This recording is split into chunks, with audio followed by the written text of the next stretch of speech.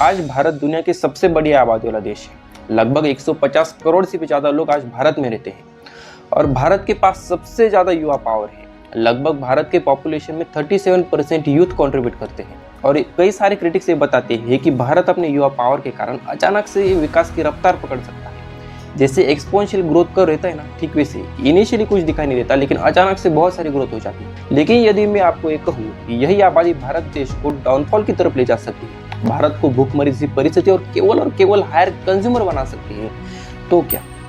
नमस्कार, मैं प्रतापुत्र पाल स्वागत करता हूँ आप सबका चैनल पर। आज हम इस एपिसोड में देखने वाले हैं कि कैसे आने वाले कुछ 5 सालों में भारत देश एक ऐसी स्थिति पर खड़ा होगा जहां हम एक तो इतनी ऊंची छलांग मार सकते हैं कि जो अखंड भारत की गरिमा, जो प्रतिष्ठा थी, वो पुनः प्राप्त कर सकते, या फिर ऐसी खाई में गिर सकते हैं जहां हम अपने अस्तित्व को ही भूल जाए। केवल एक चांस। आज भारत में उभरते युवा लगभग 45 से 50 करोड़ से भी ज्यादा है, जिनमें मैं भी आता हूँ, और इनमें लगभग 50 से 60% युवा बेरोजगार हैं। और इसका सबसे बड़ा कारण है रोजगार उपलब्ध न होना।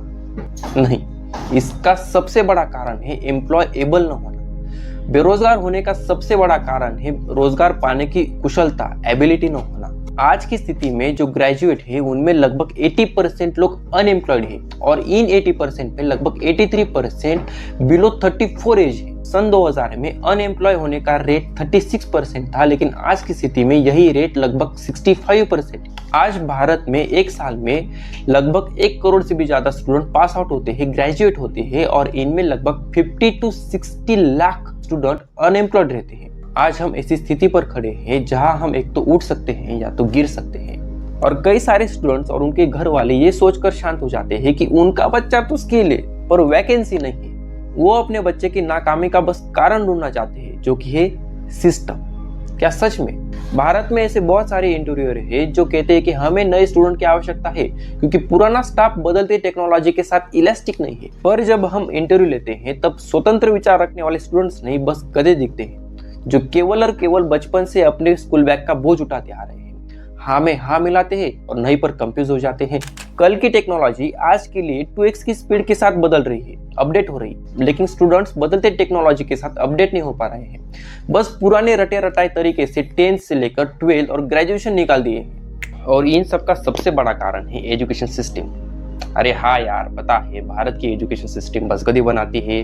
अंग्रेजों ने गधे बनाने की फैक्ट्री लगाई थी और हम अपनी गुरुकुल व्यवस्था को भूल चुके हैं और इसमें बड़ा कुछ चेंज नहीं हुआ है। और क्या, आज कॉलेजेस में एक्सपीरियंस टीचर नहीं है जिन्होंने एक्चुअली इंडस्ट्री में काम किया है, वो लेक्चर लेते नहीं है और बाकी जो स्टाफ है वो बस रटे रटाए तरीके से चले जा रहे हैं। ऐसा होता अगर विराट कोहली अपने स्पोर्ट्स के लेक्चर लेता, मुकेश अंबानी बिजनेस MBA के लेक्चर लेते, लेकिन ऐसा भारत में नहीं होता। आज मैं B फार्मेसी में ग्रेजुएशन कर रहा हूँ। हमें एक टीचर थी मयूरी मैम, वो हमें इतने अच्छे से सिखाते थे कि टैबलेट फॉर्मेशन से लेकर उसकी पैकेजिंग तक, उसका बैच कैसे लगाते हैं, उसकी ADR क्या है, वो ऐसे सिखाते थे कि जैसे इंडस्ट्री की विजिट कराते। पर आजकल टीचर्स को स्टूडेंट के साथ इंटरेक्ट भी नहीं करना आता। और स्टूडेंट की साइड से देखो तो 22 साल का स्टूडेंट जब टीचर से बात करने जाता है तो 5 साल के स्टूडेंट की तरह हरकतें करता है। स्टूडेंट्स और उनके घर वाले एक्सपेक्टेशन तो ऐसे रखते हैं कि जैसे उनके बच्चे को गवर्नमेंट जॉब मिल जाएगी, स्टेबल जॉब और हाई इनकम। लेकिन एक सच्चाई बताओ, आज की स्थिति में जो 100 स्टूडेंट है उनमें केवल लगभग 5 से 6 स्टूडेंट को 30 से 35 हजार की नौकरी लगती है और जो बचे हुए 94 स्टूडेंट है वो केवल 10 से 12 हजार की नौकरी कर 2 साल में बेरोजगार हो जाते हैं। और जो 30 से 35 हजार की नौकरी कर रहे हैं, 8-10 साल बाद उनका पेमेंट भी बस 45 से 50 हजार ही होता है।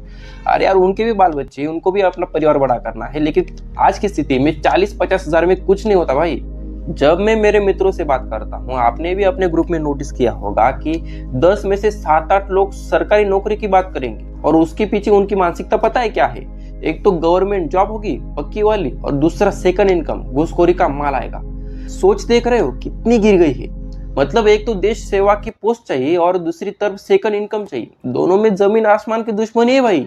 मेरा मित्र जब मुझसे कहता है कि मैं फॉरेस्ट ऑफिसर की तैयारी कर रहा हूँ क्योंकि एक तो फॉरेस्ट ऑफिसर को कुछ काम नहीं होता और बैठे बैठे तस्करी का काला माल जेब में आता है, तब मैं अंदर से हिल गया भाई।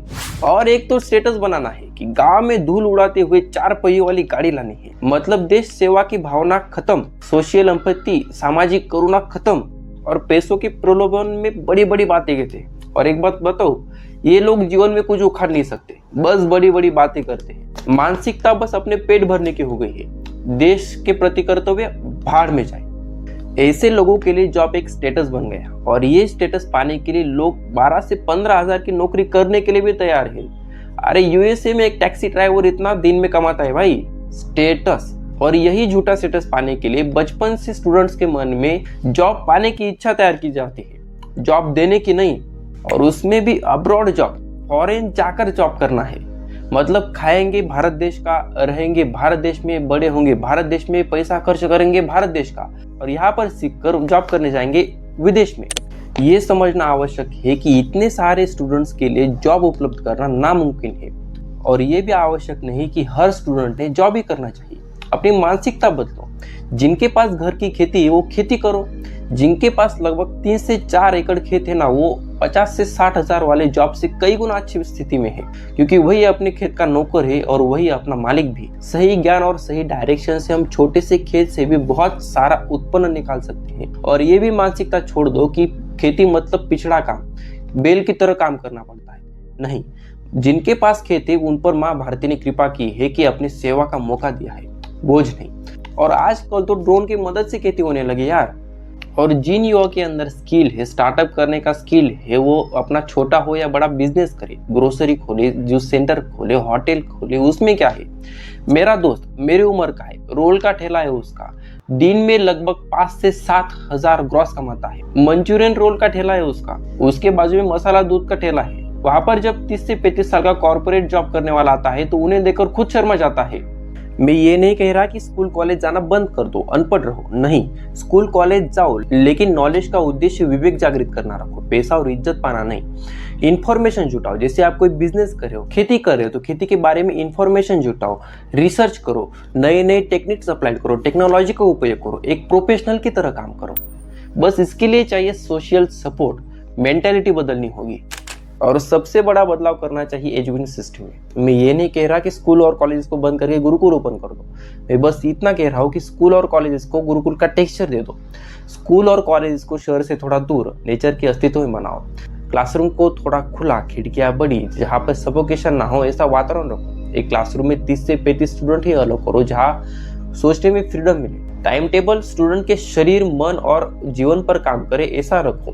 व्यायाम, ध्यान, चर्चा, डिबेट जैसे सेशन रखो। स्टाफ ऐसा रखो कि छोटे बच्चे से लेकर बड़े यूथ के मानसिकता के साथ मैच कर सके, जिससे एक्चुअल ज्ञान हो, विवेकान बुद्धि हो, एक्सपीरियंस हो। और सबसे बड़ा बदलाव चाहिए, भारत में मेजर चेंज चाहिए, तो स्टूडेंट के सामर्थ्य पर काम करना होगा।